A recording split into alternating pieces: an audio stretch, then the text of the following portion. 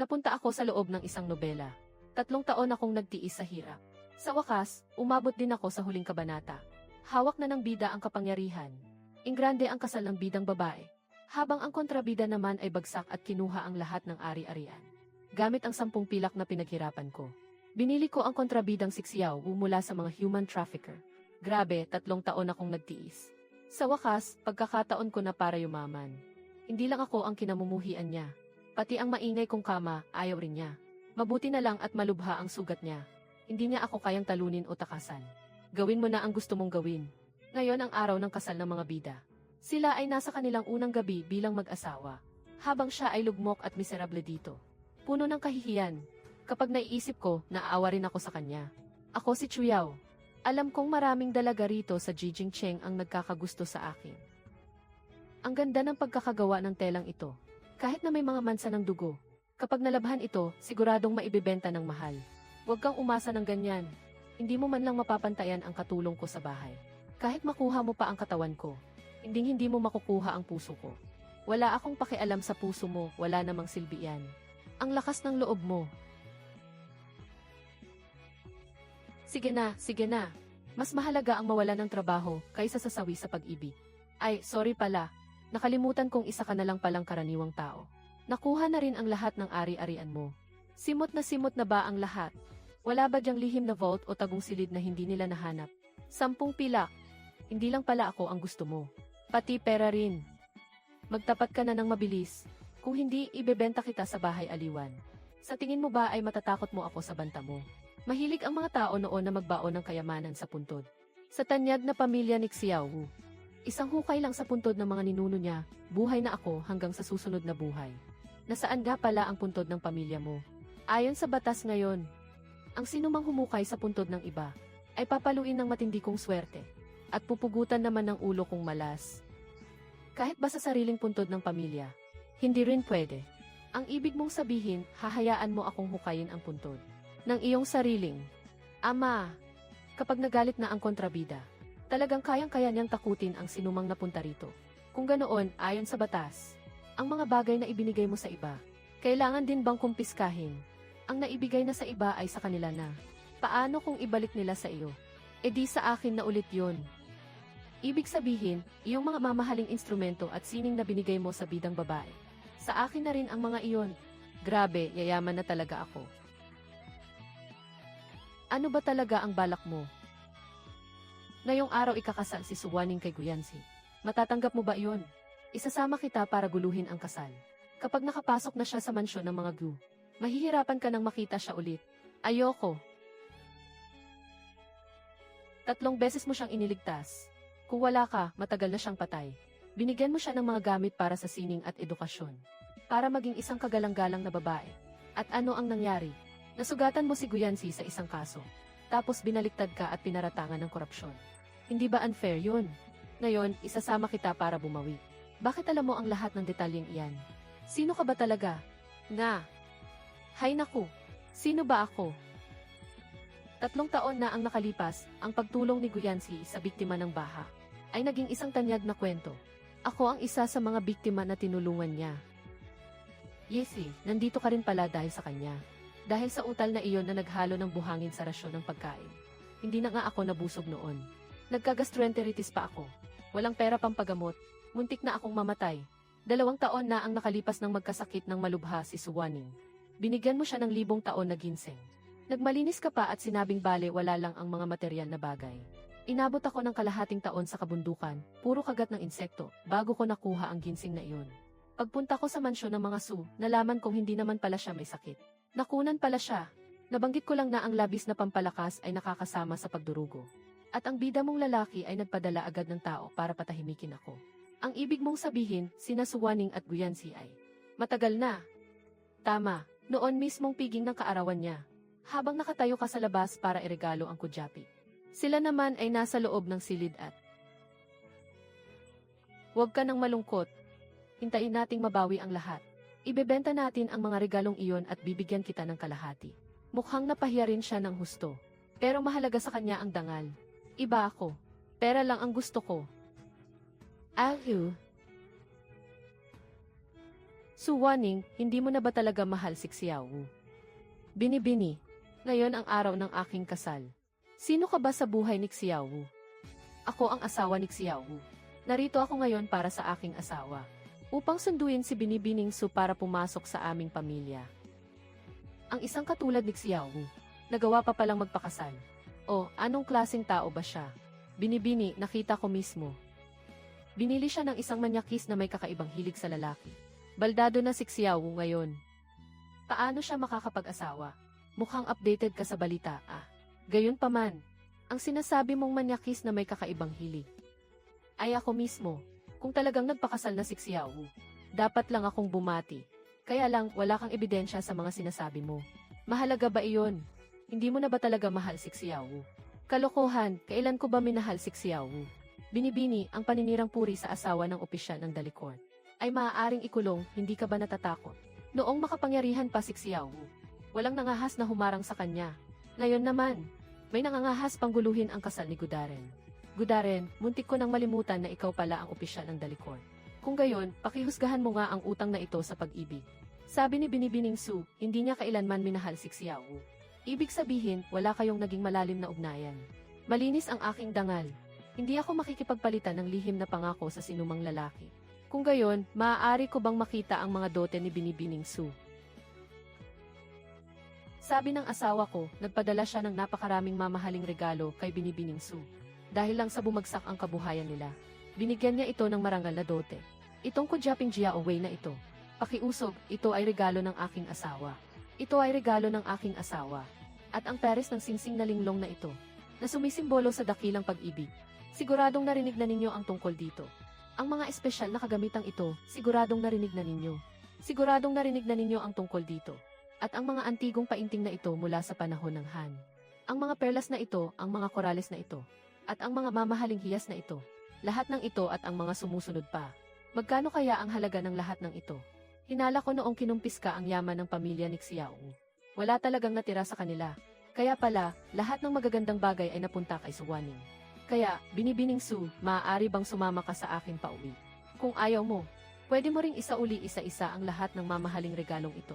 Kung may pagdududa ang kagalang-galang na si Gyu, bakit hindi mo siya sa ating mabuti ang mga bagay na ito mula noon? Upang malaman kung binili ba ito ng pamilya Su, o bigay kaya ng aking asawa. Nako, lumalaki na ang gulo. Mukhang gusto niya akong patahimikin. Mga kagalang-galang, kailangan ninyong ipagtanggol ang aking asawa. Gsok. Elsek. Gsoks. Kung si Xiaowu nga ang asawa mo, bakit hindi mo siya paharapin dito para magpaliwanag? Asawa ko, magsalita ka naman. Pasensya na sa inyo, mga Ginoo.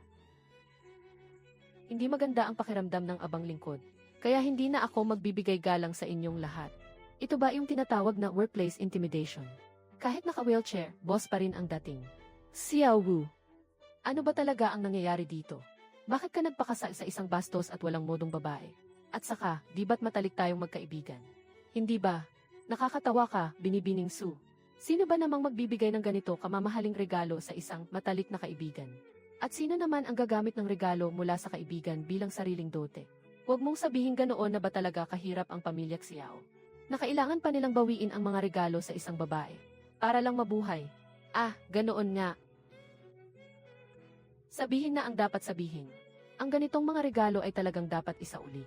Tumahimik ka na, huwag ka nang magsalita. Mga tauhan, siya sa atin kung ang mga bagay na ito ay bigay nga ni Xiaowu. Kung totoo, isauli ang lahat. Sapat nang maibalik ang mga regalo. Yung mga utang na loob tulad ng pagliligtas ng buhay, hindi na kailangang pasalamatan. Tama na iyan. Nahihiya na ako. Tumabi kayo, dito'y, asawa ko. Narinig mo ba? Yung Su Waning ng pamilya Su, 10 karwahe lang daw ang dote. At puro lumatsira pa. Hindi lang yan, pati mga gamit sa bahay, kinuha pa.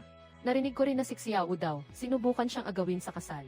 Pero ibinalik daw ni Su Waning sa harap ng lahat ang panata nila. Ang sarap pakinggan ng chismis habang kumakain ng karne. Ganito siguro ang buhay ng mga Diyos. Yung mga bagay na isinauli ni Su Waning, nagbigay sa akin ng malaking kayamanan. Nakatira sa pinakamahal na Zaoxing Lo sa hangganan. Nakasuot ng seda mula sa Suzhou at Hangzhou. Ang sarap talaga maging mayaman. Sinabi ko na sa'yo, yung panganay na binibini ng pamilya Su ay hindi mabuting tao. Ayaw mo kasing maniwala. Kung hindi kanya siniraan sa palasyo na minumolestya mo raw siya. Para lang pagtakpan yung lalaking umaasa sa iba na si Guyancy. Bakit hindi ka ipinagtanggol ng balo na emperatriz? Hala, yung tingin na iyan. Mukhang magaling na siya. Sa tingin ko, sa loob ng ilang araw, kaya na niya akong saksakin ng espada. O kaya naman, tatakbo siya para humingi ng tawad sa bida dahil sa pag-agaw sa kasal. Anong tinitingin-tingin mo? Maganda ba ang relasyon ninyo ni Xiao? Talaga ba? Noong binili siya ng isang matabang lalaki, bakit hindi mo siya tinulungan? Ha, may ganoon palang nangyari. Alice. Oh, hipag. Ako ang may-ari ng bahay panuluyan na ito. Kung may kailangan ka, sabihin mo lang. Kung may gusto kang sabihin, diretsuhin mo na. Ang mga gamit mo, ibinenta ko sa halagang 7.5 milyong tael. Hahatiin kita ng 2.5 milyong tael. Bilang ganti sa pagbili at pagligtas ko sa'yo. Kapag gumaling ka na, huwag mo na akong paghigantihan, pwede ba? Balak ko sanang patayin ka para masolo ang 5 milyong tael. Pero kailangan ko pang magbayad para umupa ng assassin. Kalimutan mo na, hindi na ako magpapanggap. Chill lang ako, te. Hindi ba mas masaya kung sa akin lang mapupunta ang 10 milyong tael? Hala, nababasa niya ba isip ko? Paano nangyari yon, haha? 250 tael lang, nagastos mo na. Seryoso? Ang babaw naman ng kaligayahan mo. Ano ng plano mo pagkatapos nito? Siyempre, bibili ako ng maliit na bahay. Kukuha ng 2 tapat na katulong. Uminom ng malamig na inumin tuwing tag-araw. Magtimpla ng tsaa tuwing taglamig. Kapag walang ginagawa, mga ngabayo sa parang. Sayang lang at hindi pwedeng umorder ng male models sa sinaunang panahon. Pero okay lang sigurong pumunta sa mga bahay aliwan. Paalam na, aking walking kisit. Kakainin lahat ng masasarap na pagkain. Pupuntahan lahat ng magagandang tanawin. Bibilhin lahat ng alahas. Ito ang E-list life. Sino yan, gabing-gabi na? Si Xiao Wu pala. Ngayon ko lang siya nakitang nakatayo. Ang tindig at ang mukha. Wow, parang isang marangal na dragon at phoenix. Wala na akong pera. Aampunin mo ba ako? 250 milyong tael, ginastos mo lahat. Sino yan, gabing-gabi na? Si Xiao Wu pala. Ngayon ko lang siya nakitang nakatayo. Ang tindig at ang mukha. Wow, parang isang marangal na dragon at phoenix. Wala na akong pera. Aampunin mo ba ako? 250 milyong tael, ginastos mo lahat. Waldas, kahit isang ordinaryong tao, hindi maubos ang 250 tael sa buong buhay niya. Kung walang pera, wag mo akong kausapin. Lei Fiu. Palabasin mo siya. Binibini, wag kang matakot. Sino ng mga ngahas? May-ari, kasalanan ko po. Wala akong silbi. Hindi ko naprotektahan ang pamilya Xiao. Hindi, Lei Fiu. Tingnan mo kung sino ang nagpapasweldo sa'yo ngayon. Huwag mo siyang sisihin. Dati siyang tauhan ng pamilya Xiao. Kawawa rin siyang tao. Kung gayon, tatanungin kita. Saan mo ginastos ang pera? Huwag mong sabihing ibinigay mo na naman sa paawang si Suwaning. Naisip mo ba? Na isa lang akong lumpo. Binigyan mo ako ng ganoon karaming pera. Hindi mahirap hulaan ang kahihinatnan, di ba? Sinasabi mo bang nagkamali ako sa pagbibigay sa iyo ng pera? Binili mo ako. Ang pera ko ay sayo. At ako rin ay sayo. Pinapapanagutan mo ba ako? Sige na nga, dahil gwapo naman siya. Kayang-kaya ko namang buhayin ang isa pang tao. Halika, kain tayo ng hotpot. Hindi ako kumakain ng maanghang. Mahina ang katawan mo. Kumain ka pa para lumakas ka. Napagod ka rin. Kain ka ng tokwa. Ano ng lasa nito? Ilaw na utak ng baboy. Pampatalino. Ikaw talagang pasaway ka, Xiao Wu. Salamat sa papuri. Binibini, nanganak ng isang bisiro ang kabayo natin. Talaga, titingnan ko. Wow, ang cute. Pero, ganito na ba talaga kalaki ang kabayo kapag kapapanganak pa lang? Ah, siguro po. Pero ang pagkakaalala ko, lalaki ang kabayo natin. Baka nagkakamali lang po kayo ng alaala, binibini. Sige na nga. Kahit na nakabili na rin ako ng kabayo dati. Sobrang ilap naman noon. Ilang beses akong nahulog. Itong maliit na ito, mukhang matalino at nakakaintindi ng tao. Sakto sa gusto ko. Gusto kong matutong mga bayo. Pero kung sasakyan ko siya agad kahit kapapanganak pa lang niya, hindi ba medyo malupit yon? Malakas ang niebe ngayon at madulas ang daan. Sa ibang araw na lang kita tuturuan. Binibini, bilisan mo. Dala na ang karne ng tupa at uling. Perfect ang panahon ngayon para mga bayo at mag-barbecue. Tara na, pagkatapos ng ilang araw na paglalakbay, sa wakas. Gusto kong uminom kasama si Guyancy. Hiwalayan. Noong araw ng kasal, nahiya ako. May galit pa rin siya sa akin. Ilang buwan na hindi ako nabubuntis. Kaya kumuha siya ng kerida. Pagkatapos, kumuha pa siya ng iba pang mga babae. Nang kinumpronta ko siya, hindi niya lang ako sinuyo. Sinabihan pa niya akong hindi ako marunong umintindi. Sabi niya, mahirap daw maging opisyal ng templo ng dali. At hindi siya pwedeng makipag-away sa iba. Binibini, tingnan mo siya. Yitset, bawat patak ng luha niya, para kay Ginoong Xiao. Pumapatak sa anggulong pinakamaganda tingnan. Alam mo ba kung anong tawag dyan? Ano? Isang simp. Ang simp na nagmamalaki, sa huli, makukuha ang lahat. Lasing ka na yata. Ang pula ng mukha mo. Hindi, isang tagay din para sa inyo. Ayoko nang bumalik sa mansyon ng mga ksi. Pwede ba akong makituloy dito kahit isang gabi lang? Wala akong pera. Ang asawa ko ang may hawak ng lahat sa bahay.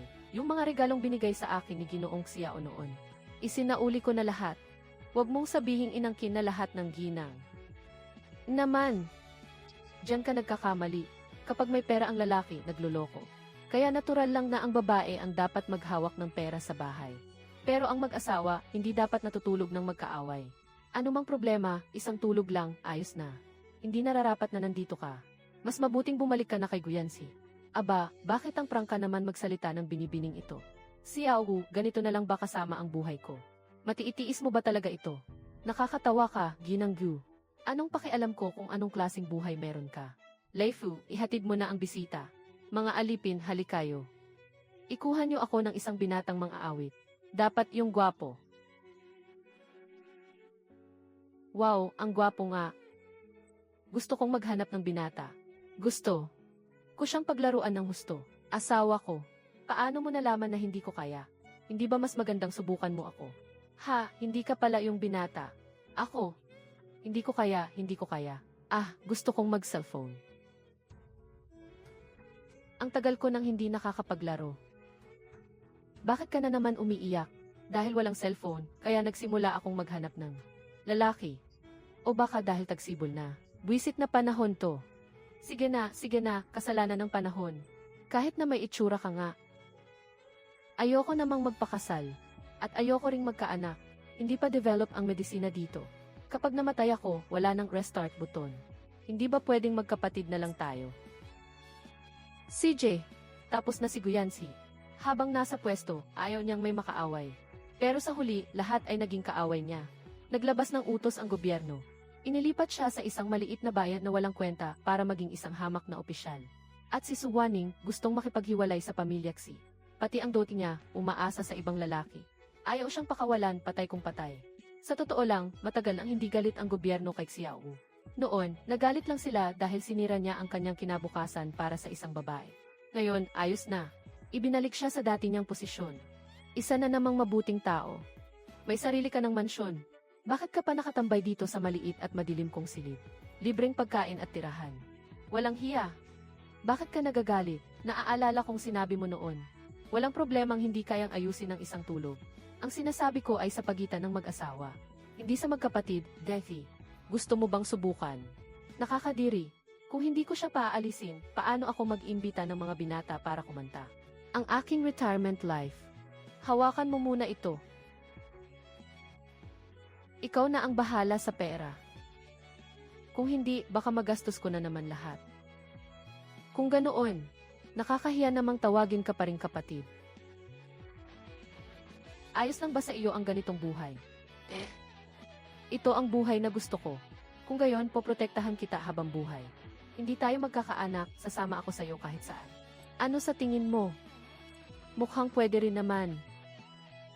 Ang aking emperatrice ay marangal at mahinhin. Isang waran sa buong kaharian. Ngunit bigla kong natuklasan. Ang aking emperatrice ay tila isang demonyo. Isang araw, maaga kong tinapos ang aking mga gawain sa gobyerno. Nais ko siyang sorpresahin. Ngunit sa likod ng artipisyal na bundok sa hardin ng palasyo, nakita ko ang isang eksenang hinding-hindi ko malilimutan habang buhay. Ang aking emperatrice. Si Suqingyan ay nakaluhod sa lupa. Sa harap ng isang soro na puting-puti na parang niebe. May ibinubulong siya. Sa sumunod na segundo, may biglang lumabas sa kanyang likuran. Tila may kung anong lumitaw. Tinitigan ko itong mabuti. Nayanig ang aking mga mata. Iyon ay siyam na malalambot at puting-puting buntot. Mga buntot ng soro na marahang gumagalaw. Ilang beses ko na bang sinabi sa iyo? Huwag kang basta-basta pumupunta rito sa palasyo para hanapin ako. Paano kung may makakita sa iyo? Habang nagsasalita si Sukingyan, iniunat niya ang isang daliri at pinitik ang ulo ng maliit na puting soro. Ang maliit na puting soro ay umungo ng 2 beses. Tila ba nakakaintindi ito na parang tao? Ginamit nito ang ulo para kuskusin ang kanyang palad. At itinaas pa ang kanyang mga paa sa harap.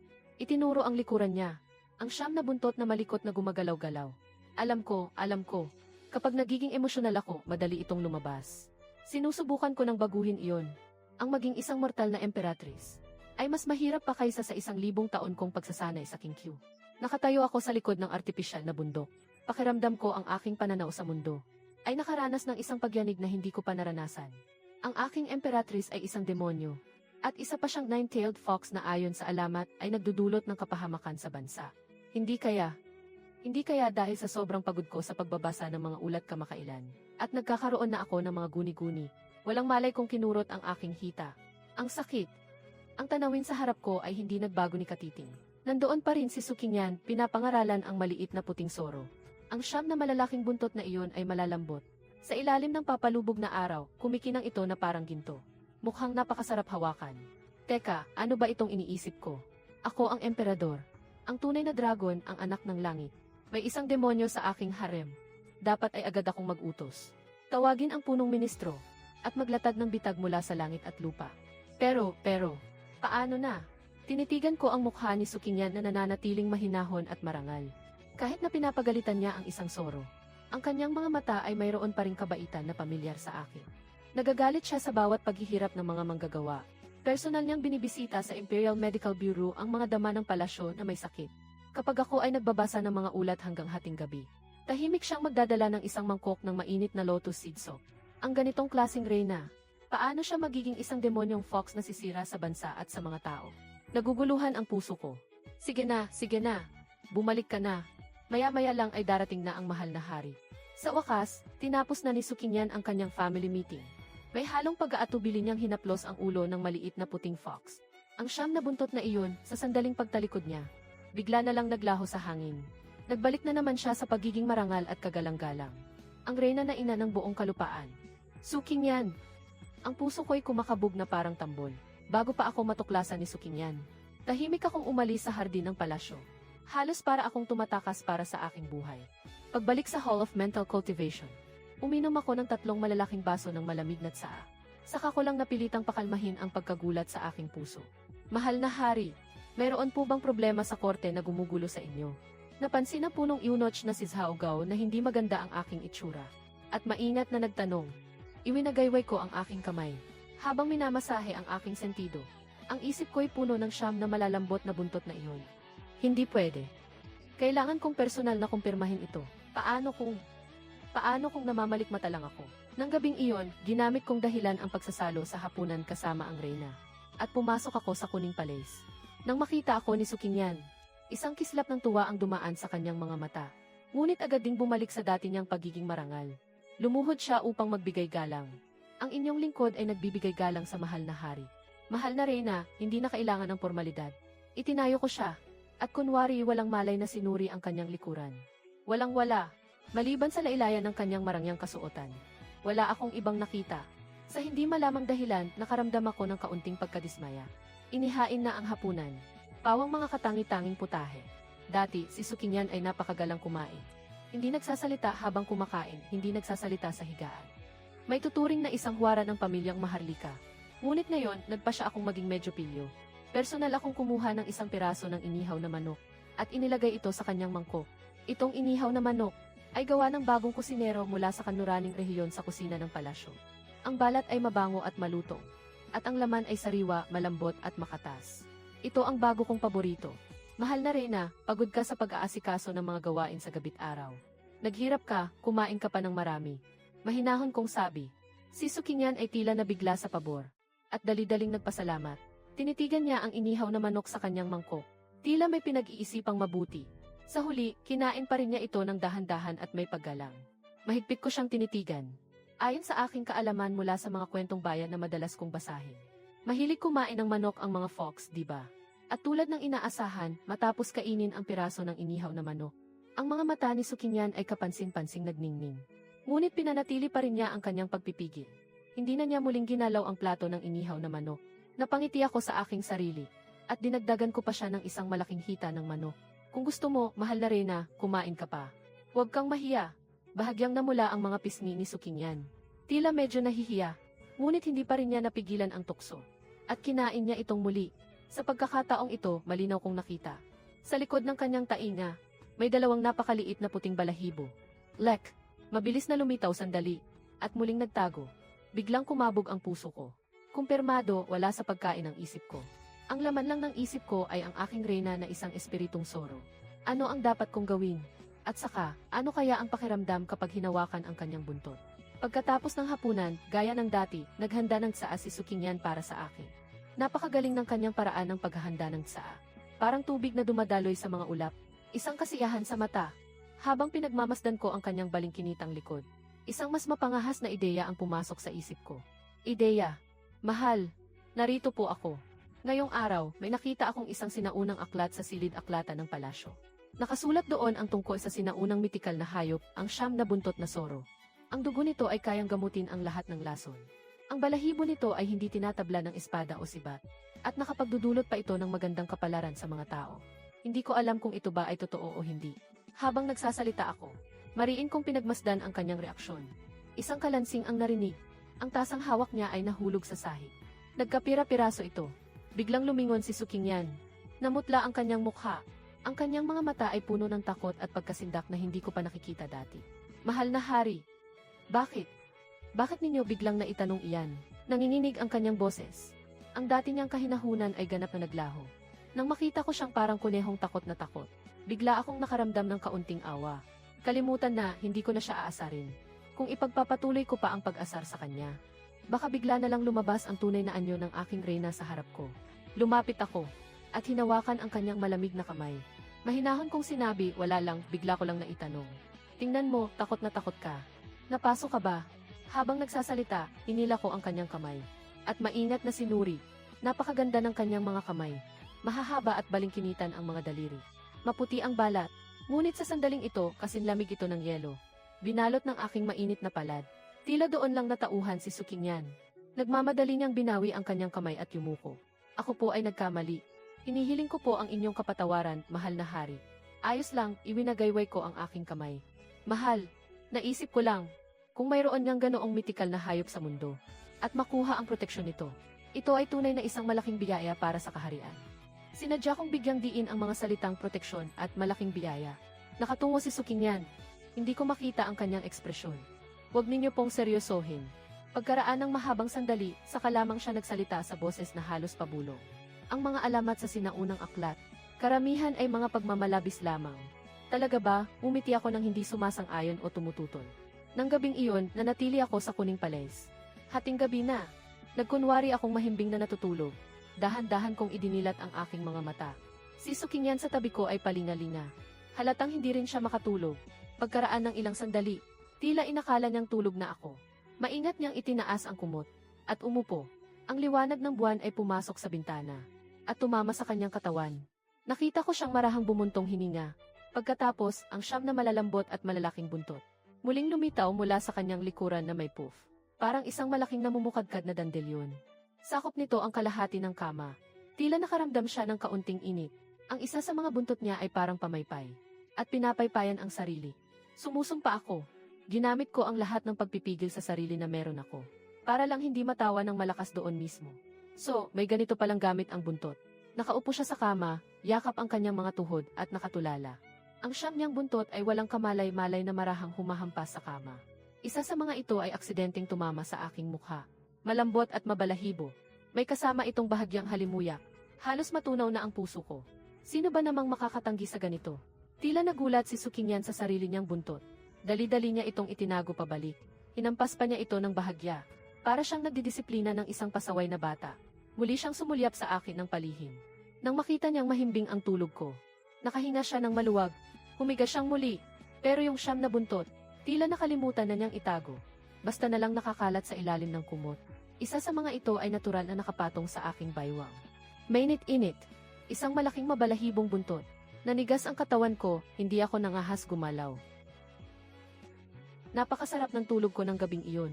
May buntot ng soro na nakapatong sa baywang ko. Ang sarap sa pakiramdam, medyo mainit.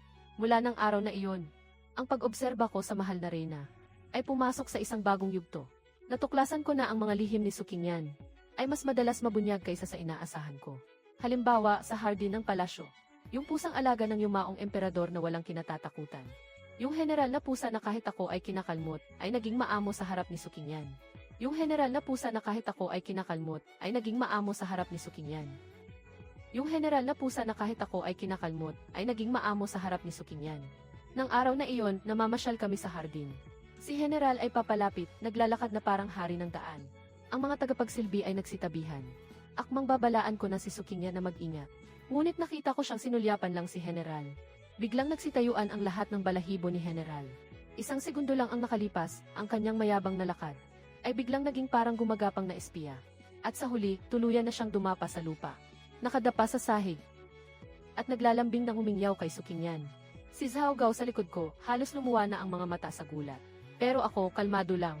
Dahil naintindihan ko, ang sinasabi ng tingin ni Sukinyan ay, subukan mo pang umasta dahil lang matanda ka na. At ginagamit ang iyong edad. Mamayang gabi, may dagdag ulam na hotpot na pusa. At ang pagsasalin sangyang ni General ay, kamahalan, aking Reyna. Nagkamali po ako, hindi ko na po ulitin. Kayo po ang aking Diyosa. Mukhang gustong-gusto ng mahal na Reyna si General A. Pinigilan ko ang aking tawa. At sinabi kay Zhao Gao na halatang gulat na gulat. Marahil ay mayroon siyang amoy na gusto ng pusa. Umiti ng mahinhin si Sukinyan. Sa isip ko, tahimik akong tumango. Nga, amoy soro. Pag naamoy ng pusa, hindi ba't manghihina ang mga tuhod nito? Bloodline suppression, gets mo ba? May isa pang pagkakataon. Nagkaroon ng piging sa palasyo. Ang mga dayuhang tribo ay nag-alay ng isang batch ng mga ubas. Ang mga ubas na iyon ay kumikinang at malinaw. Mukha pa lang, matamis na. Nakaupo si Sukinyan sa tabi ko. Nakatitig sa plato ng ubas nang hindi kumukurap.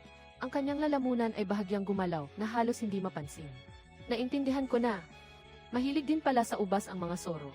Sumenyas ako sa dama ng palasyo. Ipinalipat ko ang buong plato ng ubas sa harap ng mahal na Reyna. Biglang nagliwanag ang mga mata ni Sukinyan. Pero pinipigilan pa rin niya ang sarili. Kumuha lang siya ng isang butil at marahang tinikman. Pinanood ko siya, yung itsura niyang gustong-gusto kumain pero hindi nangangahas kumain ng marami. Nagsisimula ng maging kawili-wili ang lahat. Nasa kalagitnaan na ang piging. Gumawa ako ng dahilan para umalis. Nagmasid ako mula sa isang tagong lugar. Nakita ko si Sukinyan habang hindi nakatingin ang lahat. Sa isang iglap na parang kidlat sa bilis. Mabilis niyang kinuha ang ilang kumpol ng ubas. At isinilid sa maluwag niyang manggas. Ang kanyang mga galaw ay napakapraktisado. Ang kanyang ekspresyon ay napakanatural. Sa isang tingin, halatang sanay na siya. Halos matawa ako ng malakas. Ang aking mahal na Reyna. Sa pribado ay ganito pala ka-cute. Nang matapos ang piging, bumalik ako sa aming silid. Nagkunwari akong nagulat at nagtanong. Mahal na Reyna, bakit tila mailaman ang iyong manggas? Natigilan si Sukinyan. Sa isang iglap, namula ang kanyang mukha. Pautal-utal siyang nagsalita. Mahal na hari, naisip ko po nakakaiba ang disenyo ng manggas na ito. Kaya nagdagdag ako ng kaunting bulak bilang palaman. Upang magmukha itong mas malaki. Halos mabulunan ako sa sarili kong laway.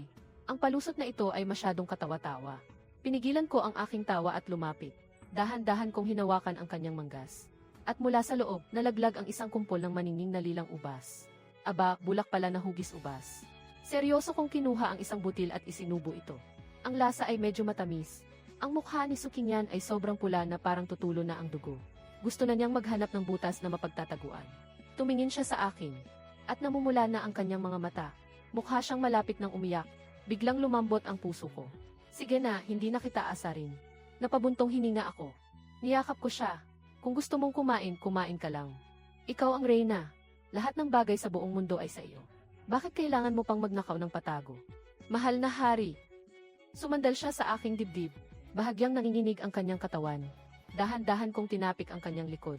Nararamdaman ang lambot at init ng kanyang katawan. Napakasarap sa pakiramdam. Ang aking mahal na Reyna ay hindi isang malamig na estatwang jade, kundi isang taong mahilig sa pagkain. Kinakabahan at nahihiya isang buhay na tao o marahil isang demonyo. At ganoon lumipas ang mga araw. Sa pagitan ng aking matalas na pagmamasid at sa napakaraming kapintasan ng Reyna. Araw-araw, lumilipas. Natuklasan ko pa nga, napalihim siyang nag-organisa sa likod bahay ng Kuning Palace ng isang Demon Tea Party. Kasama sa mga dumalo ang mula sa lawa ng kusina ng imperyo. Ang Koi Spirit na sinasabing nabuhay na ng mahigit 100 taon. pati na rin ang isang Weasel spirit mula sa silid aklatan. Na nag-anyong isang iskolar na may tuso at manakaw na mga mata. Ipinagmamayabang niya. Napalihim niyang ininom ang tinta ng isang iskolar mula sa Hanlin Academy kagabi. At pakiramdam niya ay lumakas ang kanyang kapangyarihan. At higit pa, mayroon ding isang matandang puno ng balete na hindi alam kung gaano nakatagal na bubuhay. Ang anyo ng espiritu nito ay isang kagalang-galang na matandang Ginoo. Walang pag-aalala siyang nagbabahagi ng mga chismis tungkol sa mga nakaraang henerasyon ng mga emperador sa palasyo. Nagtago ako sa isang sulok, tuwang-tuwa sa pakikinig. Lumalabas na noong kabataan ng aking yumaong ninunong emperador. Nabali pa pala ang kanyang binti dahil sa takot habang umaakyat ng puno para kumuha ng pugad ng ibon. Ang ganitong nakakagulat na sikreto ng pamilya ng hari ay tiyak na hindi nakasulat sa mga aklat ng kasaysayan. Si Sukinyan, bilang pinuno, ay nakaupo ng tuwid at formal. Nakikinig sa mga ulat ng lahat. Paminsan-minsan, nagbibigay siya ng ilang komento. Munting Koy, tungkol sa pagkain ng isda. Kakausapin ko ang kusina ng imperyo. Sasabihin ko sa kanila na palitan ito ng mas magandang klase. Dilaw na Weasel, ano bang masarap sa pag-inom ng tinta? Sa susunod, ipapatira kita ng isang inihaw na manok sa kusina ng palasyo. Lolo Weasel, kayo po ay malusog at malakas. Kailangan ninyong alagaan ang mga nakababatang henerasyon dito sa palasyo. Maayos at organisado ang kanyang paghawak sa mga bagay na may kinalaman sa mga demonyo. Mayroon siyang kilos na parang isang pinuno ng angkan. Habang pinapanood ko siyang mag-utos, ibang-iba siya sa formal at maginoong imahe niya sa harap ng mga opisyal ng korte. Ngunit mayroon siyang kakaibang karisma na nakakabighani. Subalit, ang mga araw ng kapayapaan ay hindi nagtagal. Ang gulo, sa huli, ay kumatok pa rin sa aming pintuan. Ang pambansang guro, Siksuan Lingzi. Isang matandang taoist na pari na ang misyon ay puksain ang mga demonyo at halimaw. Kamakailan, palagi siyang bumubulong sa aking harapan. Sinasabi niyang pinagmasdan niya ang kalangitan sa gabi. At natuklasan niyang may masamang enerhiya na umaalpas mula sa palasyo. Natatakot siyang may malaking sakunang darating. Sa bawat pagkakataon, sinasabi ko lang na nag-aalala lang ng sobra ang pambansang guro. Ginagamit ko ang mga salitang tulad ng ito ay isang magandang pangitain para malito siya. Ngunit Siksuan Lingzi ay isang taong matigas ang ulo. Kapag may napagdesisyonan na siya, kahit siyam na kalabaw ay hindi siya mapipigilan. Isang araw, sa korte ng umaga, diretso siyang pumasok na may hawak na loopan kompas. Sa harap ng lahat ng opisyal, malakas niyang sinabi, "Kamahalan. Kamahalan. Ako, ang inyong lingkod, ay ginugol ang 10 taon ng aking lakas kahapon. At sa wakas ay natukoy ko na. Ang lokasyon ng demonyong iyon ay nasa loob ng harem. Inihiling ko po sa kamahalan na mag-utos. Napayagan akong magsagawa ng ritual. Tiyak na maipapakita ko ang tunay na anyo ng halimaw na iyon, upang maibalik ang kaayusan." Nagkagulo ang buong korte, ang mga opisyal sibil at militar. Nagbubulungan sila sa isa't isa. Bawat isa ay nangangamba para sa kanilang sarili. Naging seryoso ang aking mukha. Ako ay nakaupo sa trono ng dragon. Nakatingin mula sa itaas kay Siksuan Lingzi. Isang sandaling pagnanasang pumatay ang sumagi sa aking isipan. Ngunit hindi ko maaaring gawin iyon. Siksuan Lingzi ay may napakataas na reputasyon sa mga tao. Isa pa, siya ang pambansang tagapagtanggol na personal na itinalaga ng yumaong emperador. Ang pagpatay sa kanya ng walang dahilan ay tiyak na magdudulot ng kaguluhan sa korte at sa buong bansa. Mukhang kailangan ko lang siyang sakyan sa kanyang laro. Nag-isip ako sandali at dahan-dahang nagsalita. "Pambansang guro, masyado pa yatang maaga para sabihin iyan. Siguro dahil 100% kang sigurado. Kung gayon, pumapayag na ako. Ngunit, kung ang halimaw na iyon ay talagang nasa palasyo, tiyak na napakatuso nito. Pambansang guro, ano ang mga kailangan mo para sa ritual? Sabihin mo lang, ipapautos ko sa mga gwardya ng palasyo na tulungan ka sa lahat ng iyong kailangan. Dapat nating tiyakin na walang anumang pagkakamali. Napakatalino ninyo, kamahalan. Ako, ang inyong lingkod, ay nangangailangan ng sinabar at isang peachwood sword. Dugo mula sa 100 taong gulang na tandang." Tuwang-tuwa si Siksuan Lingzi. Nagmamadali siyang yumukod at nagbigay ng mahabang listahan ng mga bagay. Tumango ako at sinenyasan ko si Zhao Gao na nasa tabi ko. "Zhao Gao, ikaw na mismo ang mag-asikaso nito. Tiyakin mong maihahanda ang pinakamahuhusay na kagamitan para sa pambansang guro. Tandaan mo ang pinakamahuhusay." Sadyang diniinan ko ang salitang pinakamahuhusay. Matagal lang nagsisilbi sa akin si Zhao Gao. Agad niyang naintindihan ang ibig kong sabihin. Yumuko siya para tanggapin ang utos. "Masusunod po, kamahalan." Walang kamalay-malay si Siksuan Lingzi sa nangyayari. Inakala pa niyang lubos ang tiwala ko sa kanya. Umalis siyang may ngiti sa mukha. Pagkatapos ng korte, pinanood ko ang kanyang papalayong anino na puno ng pagmamalaki. Isang malamig na ngiti ang sumilay sa aking mga labi. "Subukan mong gumawa ng kalokohan sa ilalim ng aking pamumuno. Sa aking mahal na reyna, Siksuan Lingzi, kulang ka pa sa karanasan." Pagkalipas ng 3 araw, Isang mataas na altar ang itinayo sa labas ng Kuning Palace. Sixuan Lingzi ay nakasuot ng taoy strobe na may 8 trigram. May hawak na gavi whisk, mukhang isang immortal na may buto ng isang pantas. Sa unang tingin, mukha nga siyang isang dakilang tao. Sa likod niya, si Zhao Gao ay may kasamang 2 batang eunuch. Magalang nilang hawak ang iba't ibang uri ng mga kagamitang pangmahika. Nakaupo sila sa tabi ni Su Qingyan sa isang gazebo na hindi kalayuan. Sabay na nanonood ng seremonya. Medyo namumutla ang mukha ni Su Qingyan. Ang kanyang mga palad ay pinagpapawisan ng malamig. Halatang halata na sobra siyang kinakabahan. Mahal na Reyna, huwag kang kabahan. Ito ay isang simpleng pagpapakita lamang ng mabuting hangarin ng pambansang guro. Tingnan mo na lang. Dahan-dahan kong hinawakan ang kanyang kamay. At bumulong, ang aking mga kamay ay napakainit. Tila may dala itong kapangyarihang nagpapakalma. Bahagyang kumalma ang nararamdaman ni Su Qingyan. Ngunit ang kanyang mga kilay ay nanatiling magkasalubong. Sa altar, sinimulan na ni Sixuan Lingzi ang kanyang palabas. Una, sinunog niya ang isang dilaw na anting-anting. Habang bumubulong ng mga salitang hindi maintindihan. Ayon sa proseso, ang abo mula sa sinunog na anting-anting ay dapat ituro ang direksyon kung saan pinakamalakas ang enerhiya ng demonyo. Subalit, ang abong lumulutang sa hangin ay umikot-ikot lang. At sa huli, biglang bumagsak. Dumikit lahat sa sariling mukha ni Sixuan Lingzi. Natahimik ang buong lugar. Pambansang guro, ayos ka lang ba? Marahil ay masyadong malakas ang hangin ngayon. Pinipigilan ni Zhao Gao ang kanyang tawa. Agad siyang nag-abot ng tuwalya. Walang anuman, walang anuman. Ito ay isang ilusyon lamang. Ginugulo ng demonyo ang takbo ng kalangitan. Nahihiyang pinunasan ni Sixuan Lingzi ang kanyang mukha. Pilit niyang ipinaliwanag ang sitwasyon. Habang nagsasalita, kinuha niya ang espadang gawa sa kahoy ng peach na tinamaan ng kidlat sa loob ng 1,000 taon. Isang espadang gawa sa kahoy ng peach na tinamaan ng kidlat. At nagsimulang maglakad-lakad sa altar. Gamit ang dulo ng kanyang espada, itinaas niya ang isang piraso ng anting-anting na papel. At itinuro ito sa hangin. Ayon sa plano, dapat magkaroon ng ginintuang liwanag ang espadang kahoy. At ang anting-anting ay kusang magliliyab.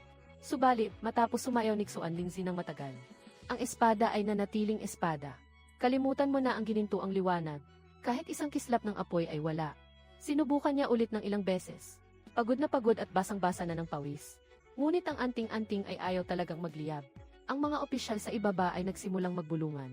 Sa tingin mo ba, itong pambansang guro ay may ibubuga ba o wala? Mukhang alanganin, di ba? Ang mukha ni Sixuan Lingzi ay naging kulay atay ng baboy. Naggalit siya ng ngipin. Kinuha niya ang isang mangkok ng dugo ng 100 taong tandang na nasa tabi. At uminom ng malaking lagok. Pagkatapos ay bigla niyang ibinuga ito. Well, kung balat ang pag-usapan, basa na nga ang balat niya. Pero wala pa ring nangyari.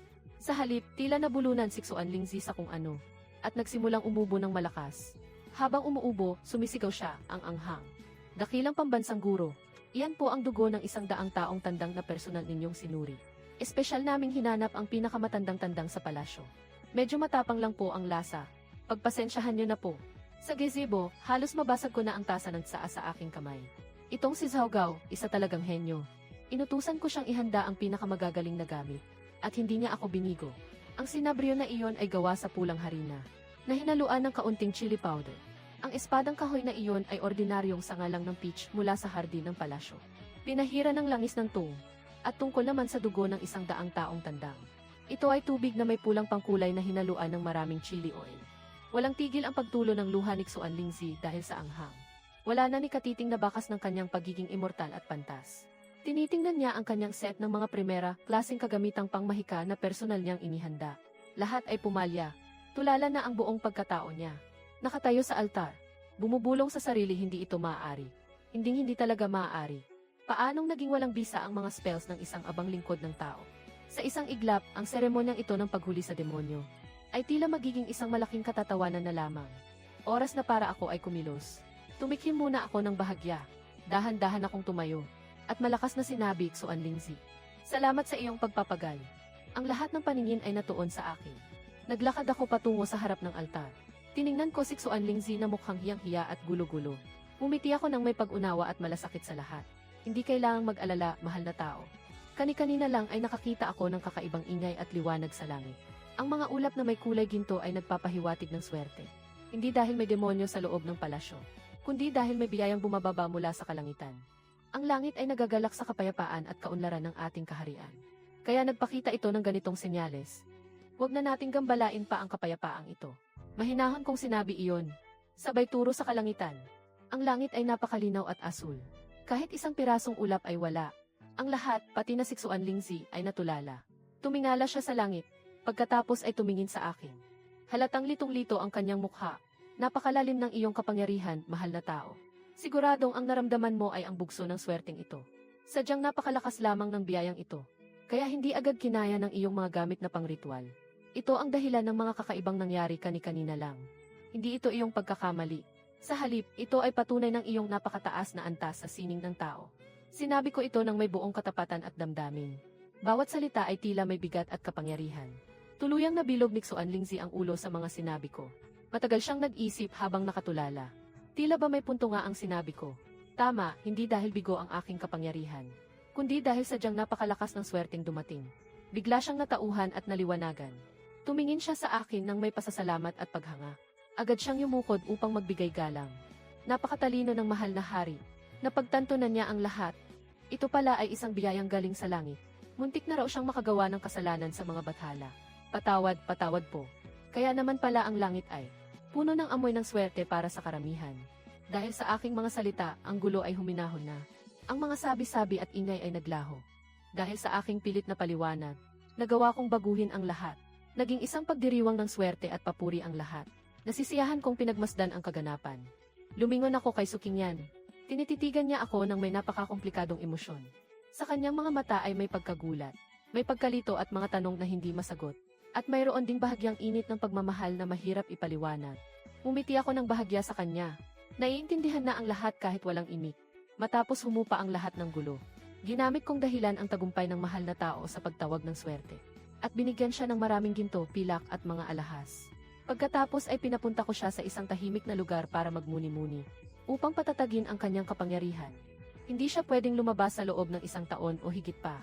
Kahit 1 taon lang. Hindi siya pwedeng lumabas sa loob ng 1 taon o higit pa. Sa wakas, napaalis ko rin ang mapanganib na taoist na iyon. Ngunit pagkatapos ay pumunta ako sa Kuning Palace. Matapos paalisin ang mga katulong. Kaming dalawa na lang ni Sukingyan ang naiwan sa silid. Nakayuko siyang nagtitimpla ng tsaa para sa akin. Ngunit ang bawat galaw niya ay may bahid ng pag-aalinlangan. Tungkol sa nangyari kanina. Maraming salamat po, mahal na hari, sa pagliligtas sa inyong abang asawa. Sa wakas ay nagsalita na rin siya. Napakalumanay ng kanyang tinig. Ang emperatrice ay aking asawa. Hindi ba't nararapat lamang na protektahan kita? Biglang nag-angat ng tingin si Sukingyan. May kislap ng luha sa kanyang mga mata. Tinitingnan niya ako. Gumagalaw ang kanyang mga labi. Tila may gusto siyang sabihin. Pero sa huli, wala siyang sinabi. Hindi ko na rin siya pinilit. Alam kong sa puso niya. Ang pinakamatigas na baluti ay nagsisimula ng magkaroon ng lamat. Ibinaba ko. Ang reseta. Ibinaba ko ito. Lumapit ako sa kanya. Dahan-dahan kong inabot at hinaplos ang likod ng kanyang tainga. May 2 hibla na naman doon. Hindi napigilan ng maliliit na puting balahibo na sumilip. Malambot at nakakakiliti. Nanigas ang katawan ni Sukingyan. Para siyang naestatwa. Ramdam kong maging ang paghinga niya ay huminto. Ang aking mga daliri ay nanatili sa likod ng kanyang tainga ng ilang sandali.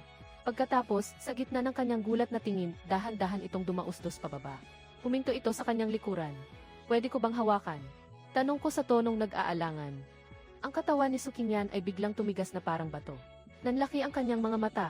Tinitingnan niya ako na parang hindi makapaniwala. Para siyang nakakita ng baliw. Tila huminto ang hangin.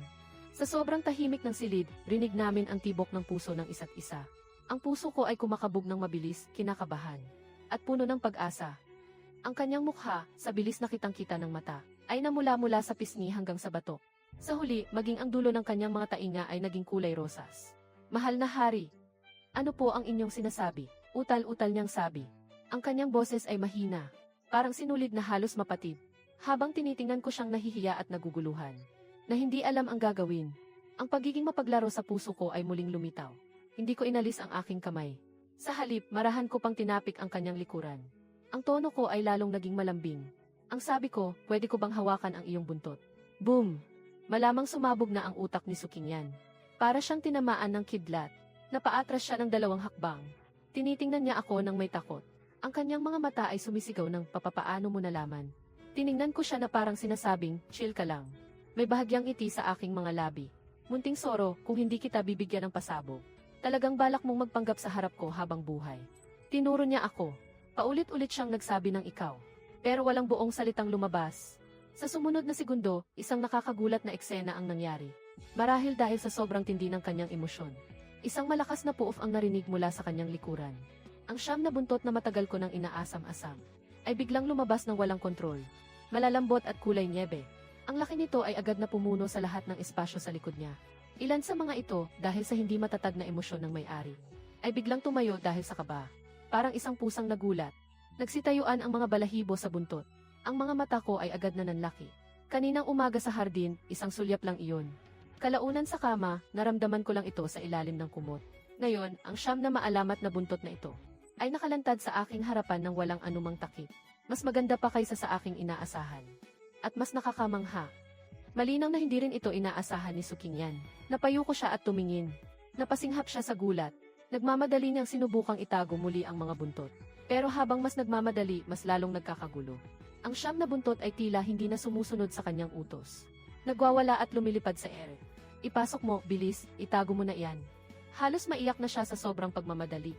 Natataranta niyang hinahabol at hinuhuli ang sarili niyang mga buntot. Ang eksenang iyon ay parang nakikipag-away sa sarili niyang siyam na malilikot na anak. Magulo pero nakakatawa. Hindi na napigilan ng ako. Bigla na lang akong napatawa ng malakas. Dahil sa tawang iyon, napatigil si Sukingyan. Tulala siyang nakatingin sa akin. Namumula ang kanyang mga mata. Punong-puno ang kanyang mukha ng hinanakit at kawalan ng pag-asa. Para bang sinasabi niyang, alam mo na pala ang lahat. Pero pinagtatawanan mo pa rin ako. Itinigil ko ang aking pagtawa. Bumuntong hininga ako. Nang humakbang ako pa itaas, kusa siyang napaatras. Ang kanyang mga mata ay puno ng pag-aalinlangan at pagkabalisa. Sa kanyang tingin, ngayong nabunyag na ang kanyang pagkatao.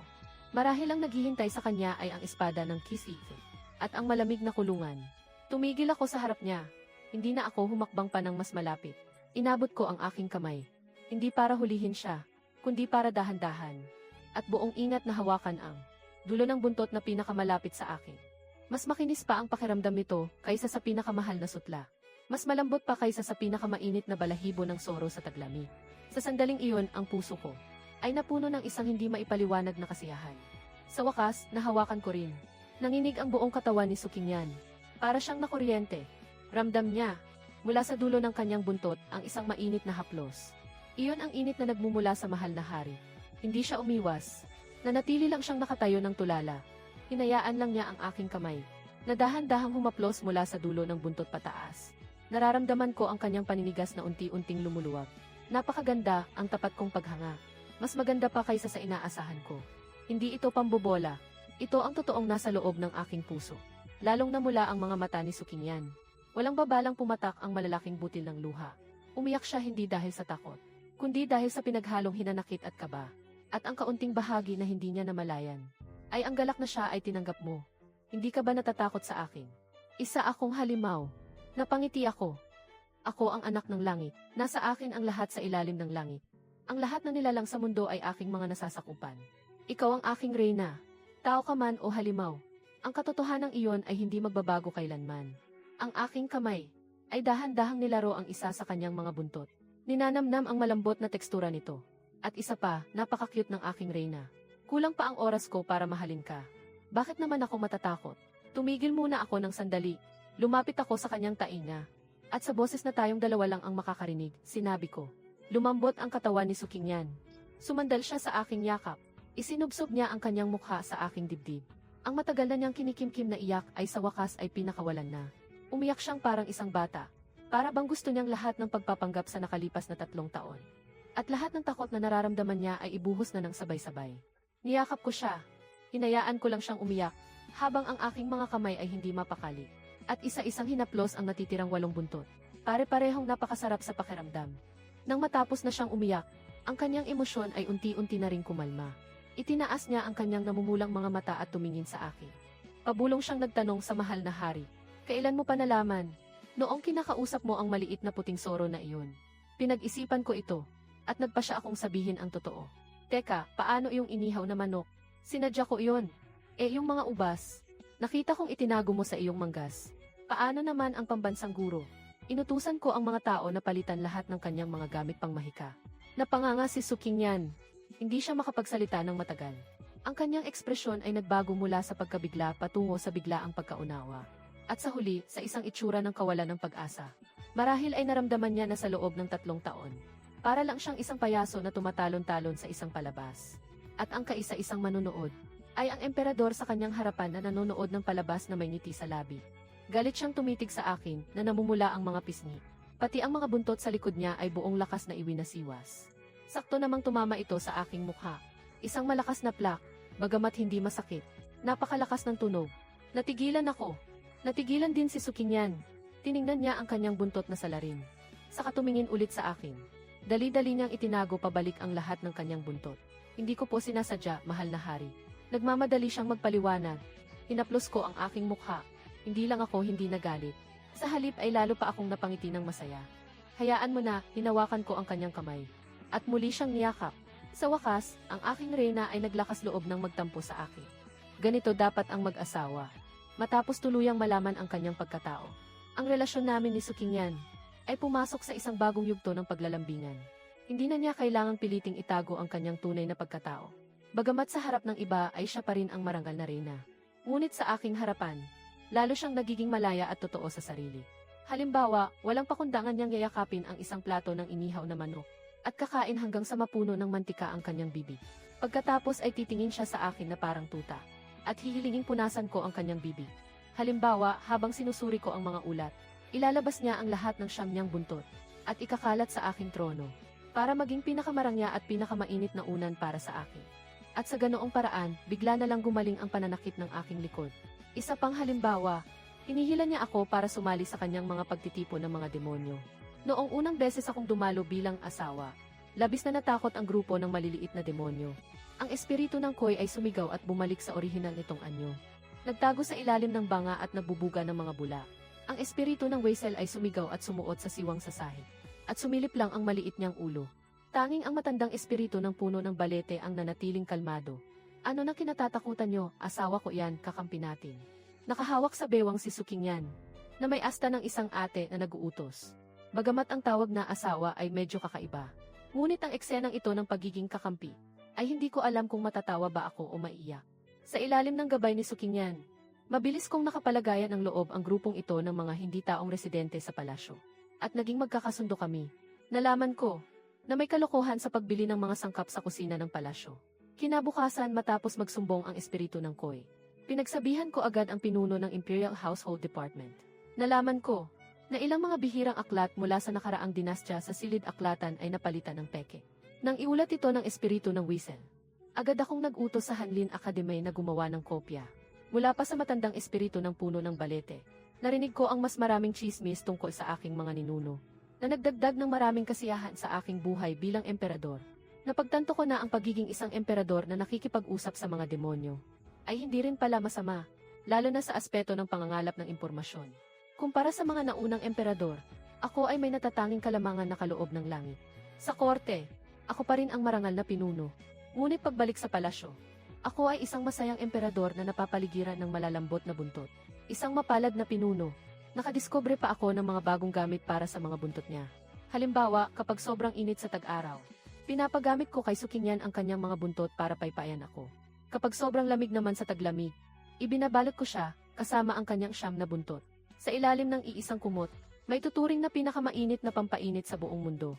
Kapag pagod na ako sa pagbabasa ng mga ulat, pwede kong kunin ang isang buntot at gawing unan na pwedeng pisil-pisilin. Napakasarap sa pakiramdam. Perfect pang alis ng stress. Ngunit ang mga araw na ito ng kaligayahan at kapayapaan ay bigla na lang nagambala. Isang kagyat na ulat ang dumating mula sa hilagang hangganan. Ang kalapit na kaharian ng Bisiyan ay biglang nagsagawa ng malawakang pagsalakay. Ang Bisiyan ay palaging kilala bilang isang barbarong bansa. Malalakas ang kanilang mga sundalo at kabayo. Ngunit hindi gaanong matatalino. Bagamat may maliliit na panggugulo taon-taon, hindi sila kailanman nangahas na sumalakay ng ganito kalaki. Ngunit sa pagkakataong ito, ang sitwasyon ay lubos na naiiba. Sa kagyat na ulat ng general na nagbabantay sa hangganan, nakasulat sa mga salitang kulay dugo, ang hukbo ng kaaway ay tinutulungan ng masamang mahika. Kaya nilang magpatawag ng hangin at ulan, at gawing sundalo ang mga buto. Ang ating mga general at sundalo ay nagtamo ng matinding pinsala. 3 lungsod na ang sunod-sunod na bumagsak. Ang sitwasyon ay kritikal. Masamang mahika. Kumunot ang aking noo. Sa korte ng umaga, nagkakagulo ang mga opisyal. Ang paksyon na pabor sa digmaan ay marubdob na nagpahayag ng kanilang saloobin. Humihiling na magpadala ng karagdagang tropa sa hilagang hangganan. At nanunumpa na lalaban hanggang kamatayan laban sa Gifian. Samantala, ang paksyon na pabor sa kapayapaan ay puno ng pag-aalala. Naniniwala silang ang masamang mahika ay hindi kayang talunin ng ordinaryong tao. Dapat munang iwasan ang kanilang lakas. At magplano para sa hinaharap. Pinagmasdan ko ang mga opisyal na sibil at militar sa ibaba na nagtatalo. At nanlamig ang aking puso.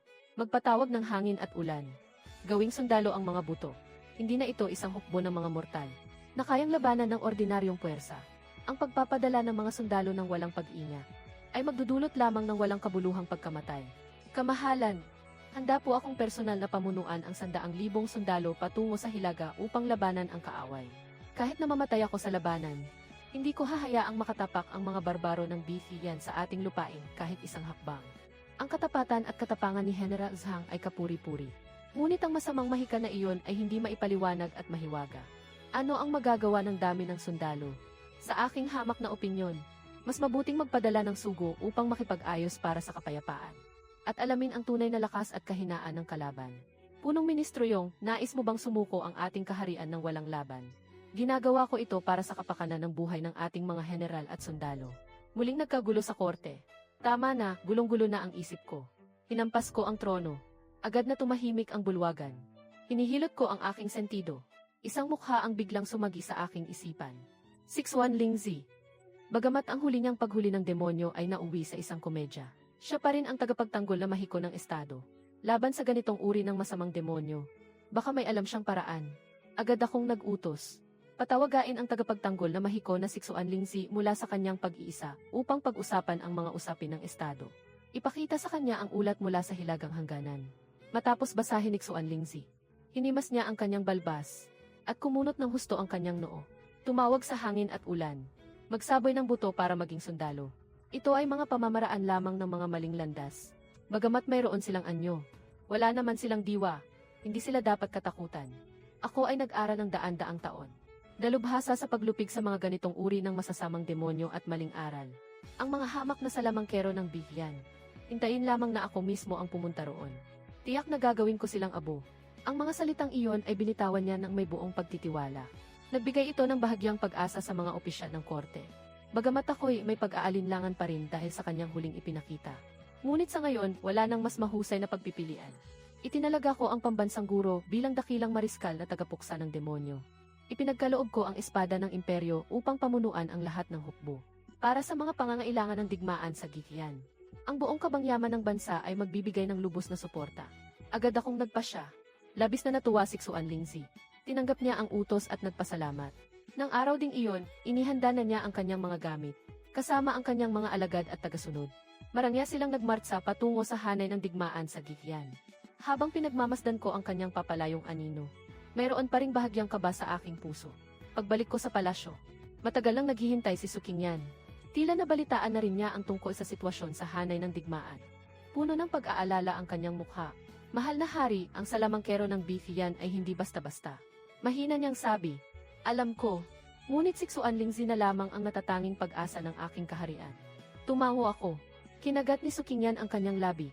Tila may naisabihin. Ngunit sa huli, isang buntong hininga na lamang ang kanyang pinakawalan.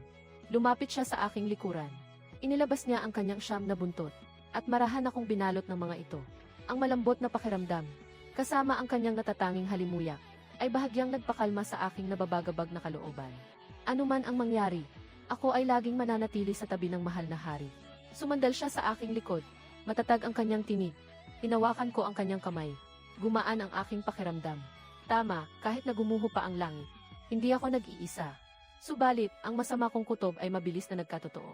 Pagkalipas ng kalahating buwan, ang dumating mula sa Gifian ay hindi balita ng tagumpay, kundi isang liham ng paghingi ng tulong mula kay 61 Lingzi. Sa liham, ang sulat kamay ni 61 Lingzi ay magulo. Puno ng takot. Sinabi niya, ang salamangkero ng Bifian na si Wuxin ay may kapangyarihang hindi sukat akalain. Lahat ng kanyang pamamaraan ay parang larong bata lamang sa harap nito. Kalahati ng mga alagad na dinala niya ay namatay o nasugatan. Siya mismo ay malubhang nasugatan. Nakulong sila sa loob ng Yandunguan. At anumang oras ay maaaring bumagsak. Kasama ng liham na ipinadala, ay ang pamalis alikabok ni 61 Lingzi na naputol sa dalawa. At ang kanyang sunog at punit-punit na kasuot ang tauista. Nayanig ang buong korte. Kahit ang tagapagtanggol na magunang bansa ay hindi niya katapat. Sino ba talaga itong salamangkero ng Bihyan? Sa isang iglap, naghari ang takot sa puso ng mga tao. Muling nanaig ang tinig ng mga pabor sa pakikipag-ayos. Mayroon pa ngang nagmungkahi na isuko ang tatlong lungsod upang humingi ng kapayapaan sa Bihyan. Kapayapaan kapalit ng teritoryo. Buong galit kong inihagi sa sahig ang petisyong iyon. Isuko ang lupain para sa kapayapaan. Ito ay isang malaking kahihiyan. Hindi maaari. Kahit isang pulgada ng lupain ng aking kaharian ay hindi maaaring isuko. Ngunit kung hindi tayo hihingi ng kapayapaan, ano ang ating gagawin? Hahayaan na lang ba nating bumagsak ang Yandunguan? At hayaan ang mga kabalyero ng Bihyan na walang hadlang na pumasok? Sa mga araw na iyon, hirap akong makatulog at kumain. Sa sobrang pag-aalala, ilang hibla ng buhok ko ang pumuti. Si Sukinyan ay tahimik lang na nanatili sa aking tabi. Hindi na niya ginagamit ang kanyang buntot para biruin ako. Matiwasay niya akong pinagsisilbihan ng tsaa. Tahimik man siya, alam ko. Mas nag-aalala pa siya kaysa sa akin. Hanggang sa isang pagkakataon, nang muli akong mabalisa dahil sa ulat mula sa digmaan. At pabalik-balik na naglalakad sa silid-aklata ng palasyo. Hinawakan ni Sukinyan ang aking manggas. Mahal na hari, hayaan niyo po akong pumunta. Natigilan ako. Ano ang sinabi mo? Hindi ako makapaniwalang baka nagkamali ako ng dinig. Hayaan niyo po akong pumunta sa hilagang hangganan. Marahil ay may paraan ako para harapin ang demonyong iyon. Hindi maaari. Hindi ko na pinag-isipan pa. Agad akong tumanggi. Anong klaseng biro ito? Hahayaan ko siyang, isang emperatris, na pumunta sa isang larangan ng digmaan na puno ng panganib. Paano ako papayag? Kinyan, huwag kang maging pasaway. Mabigat ang tono ng pananalita ko. Ang digmaan ay hindi isang laro. Ang mga espada ay walang mata. Mahal na hari, hindi po ako nagiging pasaway. Pinutol ni Sukinyan ang aking sinasabi. Nagliliyab ang kanyang mga mata. May dala itong kapangyarihan na hindi matitinan. Nakalimutan mo na ba kung sino ako? Siyempre, hindi ko nakalimutan. Siya ay isang nine-tailed fox. Ang pinuno ng sinaunang banal na hayop ng King Q. Ngunit sa puso ko, una sa lahat, siya ang aking asawa. Ang taong ipinangako kong poprotektahan habang buhay. Kahit na hindi pa rin maaari. Ikaw ang emperatris. Ang iyong tungkulin ay maging ina ng buong bansa. Hindi ang pumatay ng kaaway sa larangan ng digmaan. Ngunit kung ang bansa ay guguho, paano pa mabubuhay ang mga mamamayan? Ano pa ang saysay ng pagiging emperatris? Tanong pabalik sa akin ni Sukinyan. Natahimik ako sa kanyang tanong. Alam ko pong nag-aalala kayo sa akin. Ngunit kung ang demonyong iyon ay kayang talunin siksuan lingsi ng ganoon kadali, tiyak na hindi siya isang ordinaryong nilalang. Ang hukbo ng mga mortal ay walang laban sa kanya. Kung magpapatuloy ito, ang ating dinastiya ay nasa bingit ng kapahamakan. Ako ay isang nine-tailed fox. 1,000 taon na akong nagsasanay. Hindi ako isang mahinang babae na walang lakas. Ang pagharap sa mga demonyo ay aming espesyalidad. Kung hahayaan niyo akong pumunta, kahit papaano ay may tsansa pa tayong lumaban. Kung mabigo man ako, iyon na marahil ang itinakda ng langit. Bawat salita niya ay tumatatak sa aking puso. Sinasabi sa akin ng aking isipan na tama ang kanyang sinasabi. Ito na ang natatanging paraan. At ito na rin ang huling pag-asa. Ngunit sa aking damdamin, kahit anong mangyari, hindi ko ito matanggap. Tinitigan ko ang kanyang determinadong mga mata. Naglalaban ang aking isip at puso. Pagkaraan ng mahabang sandali, ipinikit ko ang aking mga mata. At huminga ako ng malalim. Gaano ka kasigurado? 100%. Umiti si Sukinyan. Ang ngiting iyon ay puno ng kumpiyansa at kariktan. Tila kayang pawiin ang lahat ng kadiliman. Sa huli, pumayag din ako. Ngunit nagbigay ako ng isang kondisyon. Ako mismo ang sasama sa kanya. Siyempre, hindi pumayag si Sukinyan. Ngunit sa pagkakataong ito, ako naman ang naging matigas. Ikaw ang aking emperatris. Ako ang iyong asawa. Ang mag-asawa ay dapat na iisa. Hindi ko hahayaang harapin mo ang panganib ng mag-isa. Habang ako ay komportabling nakaupo sa likuran. Tinitigan ko siya. Bawat salita ay mariin niyang sinabi, maaaring sabay tayong pumunta. O walang sinuman sa atin ang aalis. Hindi ako matatalo ni Sukinyan. Pumayag siya. Agad akong nag-utos. Sa ngalan ng personal na pamumuno ng emperador upang palakasin ang loob ng mga sundalo. Bumuo ako ng isang pangkat ng mga light cavalry. Agad kaming nagtungo sa hilagang hangganan. Upang maiwasan ang hindi kinakailangang gulat. Ang pagkakakilanlan ni Sukinyan ay mahigpit na itinago sa publiko. Isa lamang siyang kasama sa aking tabi. Bago umalis, ipinatawag ko si Zhaogao. Pagkaalis ko sa kabisera, ang mga gawain sa korte ay pamamahalaan ng prinsipeng tagapagmana bilang rehente. Natutulungan ng punong ministro. Ikaw ay mananatili sa palasyo. Bantayan mo ang tahanang ito para sa akin. Mahal na hari, hindi po maaari. Ang inyong katawan ay napakahalaga. Paano ninyo basta-basta isusuong ang sarili sa panganib? Lumuhod si Zhao Gao sa sahig, at ang mga luha ay bumuho sa kanyang mukha. Zhao Gao, sa pagkakataong ito, hindi ako pupunta bilang isang emperador. Pupunta ako bilang isang asawa. Naiintindihan mo ba? Tinapik ko ang kanyang balikat. Natigilan si Zhao Gao. Tumingin siya sa akin. Ang inyong lingkod ay susunod sa utos. Naway magtagumpay po kayo, mahal na hari at ang mahal na reyna. At makabalik ng matagumpay sa lalong madaling panahon. Nagsimulang magmartsa ang malaking hukbo. Kami ni Suqingyan ay magkasama sa isang karwahe. Sa loob ng karwahe, nakapikit siya at nagpapahinga. Ang kanyang siyam na buntot ay natural na lumabas. Pinuno nito ang buong karwahe. Isa sa mga ito ay kusa pang ipinatong sa aking hita. Nagsisilbing kumot na balahibo para sa akin. Hinaplos ko ang makinis na balahibo. Ngunit ang aking puso ay puno ng pag-aalala. Qingyan! Yeset, idinilat niya ang kanyang mga mata. Kilala mo ba ang demonyong pari ng Bifian na si Wuxing? Kumislap ang mga mata ni Suqingyan. Pagkatapos ay umiling siya. Hindi ko siya kilala. Ngunit para magkaroon ng ganyang antas ng kapangyarihan, tiyak na hindi siya isang ordinaryong tao. Marahil isa siyang matandang nilalang na matagal nang nagtatago sa mundo. Pakiramdam ko ay may itinatago siya sa akin. Ngunit dahil hindi niya sinasabi, hindi na rin ako nagtanong pa. Sa buong paglalakbay, tiniis namin ang hirap ng daan. Naglalakbay kami araw at gabi. Pagkatapos ng 10 araw, sa wakas ay narating namin ang Yandunguan. Ang tanawin sa aming harapan ay nagpasinghap sa lahat. Ang dating maringal na tarangkahan, ngayon ay wasak na. Ang mga pader ng lungsod ay puno ng mga marka ng espada at palakon. Mayroon ding mga sunog na bahagi, na tila mga higanting bitak na tinamaan ng kidlat. Ang lungsod ay tiwangwang. Ang mga sundalo ay mukhang maputla at payat. Ang kanilang moral ay nasa pinakamababang antas. Ang aming pagdating ay hindi nagdulot sa kanila ng labis na pananabik. Sa halip, mas nangingibabaw ang isang uri ng pamamanhid. Si Xuan Lingzi ay inalalayan palabas upang salubungin ako. Tumatanda siya ng hindi bababa sa 20 taon. Ang kanyang buong katawan ay puno ng mga sugat. Ang kanyang espiritu ay mahina. Wala na ang dating tikas ng dakilang general na manunupil ng demonyo. Nang makita niya ako, bigla siyang lumuhod sa lupa. Humagulgol siya ng malakas. Mahal na hari, ako po ay walang kakayahan. Nararapat po akong mamatay ng 1,000 beses.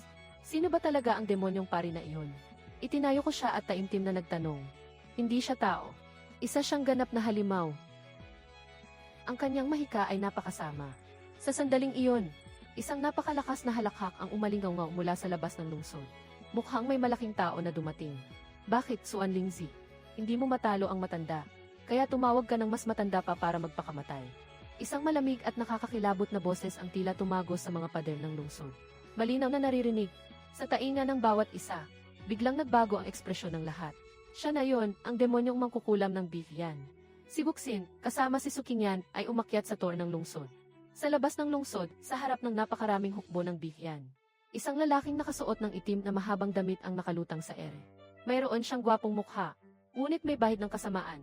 Ang kanyang mga mata ay may kakaibang kulay dugo. Siya si Wuxing. Sa kanyang paligid, may mga kumpol ng itim na ulap na umiikot. Sa loob ng ulap, bahagyang natatanaw ang hindi mabilang na mga anino ng multo na naghihirap at nagpupumiglas. Sino ang naglakas loob na dumating? Magpakilala ka. Tiningnan kami ni Wuxing nang may paghamak. Saglit na dumapo ang kanyang tingin sa aking damit dragon. At pagkatapos ay napunta kay Suqingyan na nasa aking tabi. Nang makita niya ang mukha ni Suqingyan, nanigas ang ngiti sa kanyang mukha. Pagkatapos, ang ngiting iyon ay naging baluktot at puno ng kabaliwan. Ikaw pala. Ikaw ang pinuno ng King Q. Suqingyan, 300 taon kitang hinanap. Hahaha, hindi ko akalain na dito ka lang pala nagtatago. Nagsisilbi bilang reyna ng isang mortal. Ang mukha ni Suqingyan ay biglang naging kasing lamig ng yelo. Humakbang siya pasulong. Hinarap si Wuxing mula sa malayo. Ang kanyang boses ay kasing lamig ng niebe. Wuxing, 300 taon na ang nakalipas. Tinalikuran mo ang King Q. Ninakaw ang sagradong gamit ng ating angkan, ang kwintas ng kaluluwa. At pinaslang ang ating mga kapatid. Dahil sa awa sa hirap ng iyong pagsasanay. Kinuha ko lamang ang kalahati ng iyong kapangyarihan. At pinalayas ka mula sa ating angkan. Hindi ko inasahan na hindi ka magsisisi. Sa halip ay lalo ka pang lumala. At muling naghasik ng lagim sa mundo ng mga mortal. Isang malaking alon ng pagkabigla ang bumalot sa aking puso. Kaya pala, magkakilala sila. Si Wuxing pala ay kapatid sa pagsasanay ni Suqingyan. Kapatid, tila nakarinig si Wuxing ng pinakamalaking biro sa buong mundo. Humalakhak siya na parang nababaliw. Suqingyan, napakataas pa rin ang tingin mo sa sarili mo. Noon, bakit ikaw ang naging pinuno ng King Q kung pag-uusapan ang talento? Kung pag-uusapan ang kakayahan? Saan ako nagkulang kumpara sa iyo? Dahil lang ba anak ka ng pinuno ng angkan? dahil lang ba puro ang iyong lahi. Ninakaw ko ang kwintas ng kaluluwa, para patunayan sa lahat, na akong si Wuxin ay mas karapat-dapat na maging hari ng King Q kaysa sa iyo. Ang kanyang mga mata ay puno ng inggit at hinanakit. Wuxin, nagkakamali ka. Ang kapangyarihan ay hindi kailanman naging sukatan ng lahat. Nalulong ka sa masamang kapangyarihan ng kwintas ng kaluluwa. Matagal ka nang nilamon ng kadiliman. Wala ka ng pag-asa. Tama na ang satsat. Ngayon, tatapusin na natin ang lahat sa pagitan nating dalawa. Sisiguraduhin kong ikaw at itong mortal na emperador sa likod mo, kasama ang buong sirang lungsod na ito, ay magiging abo. Pagkasabi niya noon, ang itim na ulap sa kanyang likuran ay biglang kumalat ng marahas. At naging hindi mabilang na masasamang espiritu na may matatalas na pangil at kuko. Sumugod sila patungo sa yandunkuan na tinatakpan ang buong kalangitan at lupa. Lahat ng mga general sa tore ng lungsod ay namutla sa takot. Sunod-sunod silang umatras. Siksuan Lingzi naman ay napasigaw, at diretsong bumagsak sa sahig. Walang kamalay-malay kong itinago si Sukingyan sa aking likuran. Ngunit, itinulak ako ni Sukingyan palayo. Hinarap niya ang sangkaterbang masasamang espiritu sa kalangitan. Dahan-dahan siyang naglakad patungo sa pinakaharap ng tore ng lungsod. Hinahangin ang kanyang mahabang buhok at damit. Sa gitna ng pagkagulat ng lahat, isang malakas na tunog ang narinig mula sa kanyang likuran. Siyam na buntot ng soro, busilak sa kapusyan at kabanalan, ang pumailan lang sa langit. Sa sandaling iyon, tila nawala ng kulay ang langit at lupa. Ang siyam na dambuhalang buntot ng soro ay parang siyam na puting banal na dragon, na nakabuka sa himpapawid. Sa bawat hibla ng buntot, ay nagliliwanag ang isang banayad at banal na puting ilaw. Ang liwanag na iyon at ang masamang itim na hamog ni Wuxin, ay lumikha ng isang matingkad at matinding pagkakaiba. Lahat ng mga general sa tore ng lungsod ay natulala. Nakanganga ang kanilang mga bibig. Nakalimutan nila ang kanilang takot. Tanging nakatitig lamang sila ng may pagkamangha. Saan yun na tila isang Diyos na bumaba sa lupa? Isang nine-tailed fox. Bulong ni Xuan Lingzi sa sarili. Ang kanyang mga mata ay puno ng pagkabigla at hindi makapaniwala. Sa wakas ay naintindihan na niya kung bakit lahat ng kanyang mahika ay walang epekto sa mahal na reyna. Hindi dahil pumalya ang kanyang mahika, kundi dahil wala siyang karapatang magpakitang gilas sa harap ng isang banal na nilalang. Sa labas ng lungsod, si Wuxin ay nayanig din sa napakalakas at banal na aurang ito. Nawala ang kabaliwan sa kanyang mukha, at napalitan ito ng malalim na pagkatakot. Impossible. Paano naging mas malakas ang iyong kapangyarihan kaysa noong 300 taon na ang nakalipas? Sigaw niya. Hindi siya sinagot ni Sukingyan. Dahan-dahan lamang niyang itinaas ang kanyang kamay, at itinuro sa kalangitan na puno ng masasamang espiritu. Isang alon ng puting liwanag ang humagupit. Ang masasamang espiritu ay agad na naging abo. Ang isang ataking ito ay sumira sa parada ng 100 demonyo ni Wuxin. Biglang nagbago ang ekspresyon ni Wuxin. Bumuo siya ng hand seal, at nagpatawag ng isang itim na kidlat na sinlaki ng bariles, na direktang tumama pababa kay Sukingyan. Mahal na reyna, mag-ingat po kayo. Kinabahan ako ng todo. Tumingala lamang si Sukingyan. Inilabas niya ang kanyang pangalawang buntot, at marahang iwinagayway ito pataas. Naging isang dambuhalang puting kalasag ito, na bumalot sa buong yandunguan. Dumagundong ang itim na kidlat. Malakas itong tumama sa kalasag. Ngunit hindi man lang ito nakasugat sa sinuman sa loob ng lungsod. Paano nangyari to? Tuluyan nang nataranta si Wuxin. Ang dalawang pinakamalakas niyang alas ay napakadali lang na napawalang bisa. Wuxin, hindi mo pa rin ba naiintindihan? Ang kapangyarihang nakuha sa tulong ng iba ay isang ilusyon lamang. Matagal nang sinira ng kwintas ng kaluluwa ang iyong isipan. Naging alipin ka na nito. Manahimik ka. Sigaw ni Wuxin na parang nababaliw. Malakas niyang sinuntok ang kanyang dibdib, at iniluwa ang maitim na kwintas ng kaluluwa. Sukingyan, ikaw ang pumilit sa akin na gawin ito. Ngayon, ipapakita ko sa iyo ang tunay na kapangyarihan ng kwintas ng kaluluwa. Ibinuka niya ang kanyang mga braso. Ang buo niyang katawan ay sumanib sa kwintas ng kaluluwa, at naging isang dambuhalang demonyo na may taas na 10 metro. Mayroon itong berdeng mukha at matatalas na pangil. Isang masamang aura na 10 beses na mas malakas kaysa dati, ang bumalot sa buong larangan ng digmaan. Hahaha, Sukingyan, damhin mo ang kawalan ng pag-asa. Sabay-sabay niyang iwinasiwas ang kanyang mga braso, at sumugod kay Sukingyan. Sa pagkakataong ito, sa wakas ay nagpakita ng bahid ng kaseryosohan ang mukha ni Sukingyan. Sumigaw siya ng mahina. Ang natitirang 7 buntot sa kanyang likuran ay sabay-sabay na nagliwanag. Naghabi ang mga ito upang bumuo ng isang dambuhalang pormasyon na may 7 kulay. Lihim na sining ng King Q, pormasyon ng 7 ilaw na nagpapalayas ng kasamaan. Bumuo ng hand seal si Sukingyan, at bumigkas ng isang orasyon. Ang dambuhalang pormasyon ay sumugod upang salubungin ang atake ng demonyo. Ang kabanalan at kasamaan ay nagbabanggaan ng buong bagsi. Mahigpit kong hinawakan ang rehas ng pader ng lungsod. Ang aking mga mata ay nakatutok sa puting anyo sa gitna ng digmaan. Sukinyan, kailangan mong manalo. Ang kapangyarihan ng demonyong Diyos ay marahas. Ang magic formation ni Sukinyan ay matatag. Pareho silang magkalaban, tabla ang laban. Ngunit nakikita kong unti-unti siyang namumutla. Ha ha ha! Walang kwentang Sukinyan. Sa harap ng kapangyarihan ng kwintas ng kaluluwa. Biglang sinira ng isang braso niya ang magic formation. Nag-anyong isang dambuhalang kuko ng demonyo. At sinunggaban ang puso ni Sukinyan. Sa kritikal na sandaling iyon, isang kislap ng determinasyon ang lumitaw sa mga mata ni Sukinyan. Inalis niya ang lahat ng kanyang depensa. Hinayaan niyang sunggaban siya ng kuko ng demonyo. Kasabay nito, tinipon niya ang lahat ng kanyang lakas. Sa kanyang ikasyam na buntot, ang pinakahuling sagradong sining ng King Q, ang buntot ng banal na parusa. Ang buntot na iyon ay naging isang puting espada ng liwanag na abot langit, patungo sa puso ng demonyong Diyos, kung saan naroroon ang kwintas ng kaluluwa, at buong bagsik na tumusok. Sugat para sa sugat, buhay para sa buhay. Huwag, halos lumuwa ang mga mata ko sa galit. Sumigaw ako ng buong pait. Ielde, dalawang tunog ang halos sabay na narinig. Tinagos ng itim na kuko ng demonyo ang balikat ni Sukinyan. Habang ang puting espada ng liwanag ay tumagos din sa dibdib ng demonyong Diyos.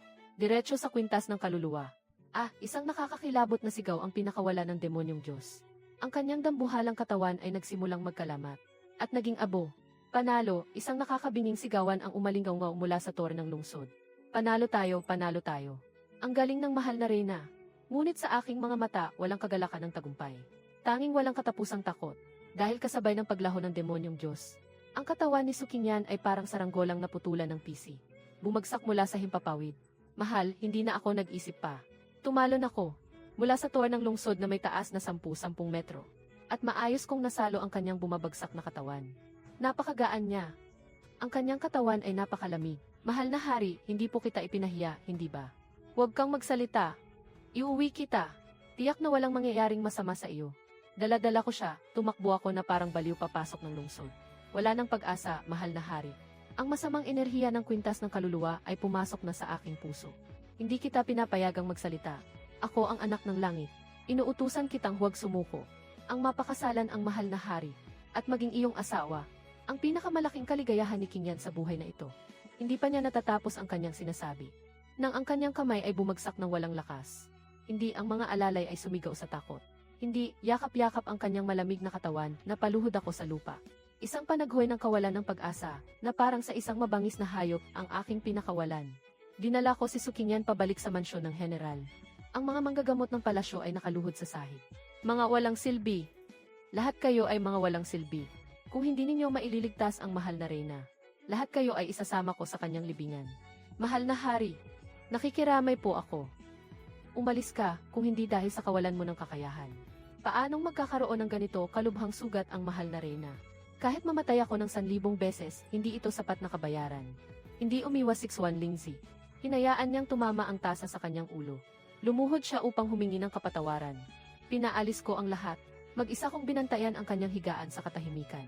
Hawak ang kanyang malamig na kamay. Paulit-ulit kong tinatawag ang kanyang pangalan. Sukinyan, gumising ka. Tingnan mo ako. Hindi ba't gusto mong kumain ng inihaw na manok? Ipapaluto kita sa kusina ng palasyo araw-araw. Hindi ko pa nahahawakan ng sapat ang iyong mga buntot. Gumising ka na, bilis. Hayaan mo akong hawakan ulit, sige na. Ang boses ko, mula sa pakiusap ay naging pag-iyak. Sa huli, hindi na ako makapagsalita sa sobrang paghitbi. Pero hindi na niya muling iminulat ang kanyang mga mata. Nang halos mawalan na ako ng pag-asa. Isang maliit na puting soro ang pumasok. Tumalon ito sa kama. At ilang beses na umikot sa paligid ni Sukinyan. Pagkatapos, mula sa bibig nito ay iniluwa ang isang berdeng perlas. Gamit ang mga paa sa harap, itinulak niya ito sa harapan ko. Agad kong naintindihan ang ibig niyang sabihin. Ito ay isang bagay na makapagliligtas ng buhay. Nanginginig ang aking mga kamay. Kinuha ko ang mainit-init at makinis na perlas. Dahan-dahan ko itong inilagay sa sugat sa kanyang dibdib. Isang himala ang nangyari. Ang berdeng perlas ay naging isang sinag ng berdeng liwanag. At pumasok sa kanyang katawan.